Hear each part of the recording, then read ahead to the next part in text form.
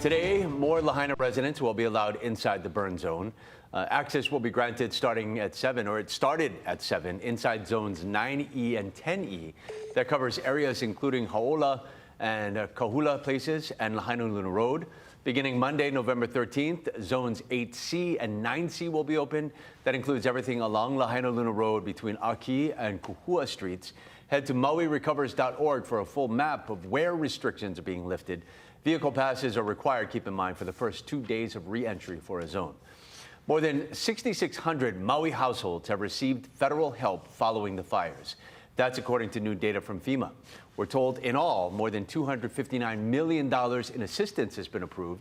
A little more than $35 million of that is in FEMA aid for housing assistance and other needs. The rest is in the form of SBA disaster loans that have been approved.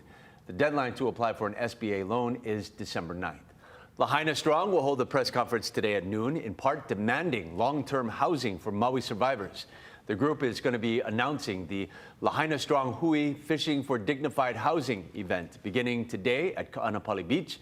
They're going to hold a demonstration of customary and traditional rights in hopes of drawing attention to the long-term housing crisis facing thousands of Lahaina residents. The group is calling for immediate action from Mayor Bisson and Governor Green to swiftly utilize their legal authority to ensure dignified housing for Lahaina's displaced families. Breaking news this morning from Hawaii Island. A brush fire has broken out this morning in the Pohakuloa training area. We're told less than 100 acres have burned so far, but smoke may be visible to drivers on the Daniel Ke'inoe Highway. No structures are currently threatened and no roads have been closed, but we will stay on top of this. We'll monitor. We'll bring you the latest. DLNR officials say flames are no longer visible in the Miliani Mauka wildfire, but the damage is evident.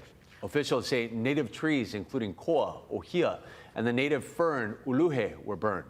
HFD says on day 12 of the fire, it remains 90% contained. The burn area is about 1,600 acres. The U.S. Fish and Wildlife Service is overseeing more than 60 personnel that are dousing hotspots with ground and aerial crews. So we're going to see a pretty nice weekend, Veterans Day included, with lots of sunshine. But you got to add in, now that we get those trade winds, we'll see a few more windward and Mauka showers. We're not expecting a washout, but it will be damp from time to time for those windward areas. And considering the drought conditions we're in, we'll take those showers for sure.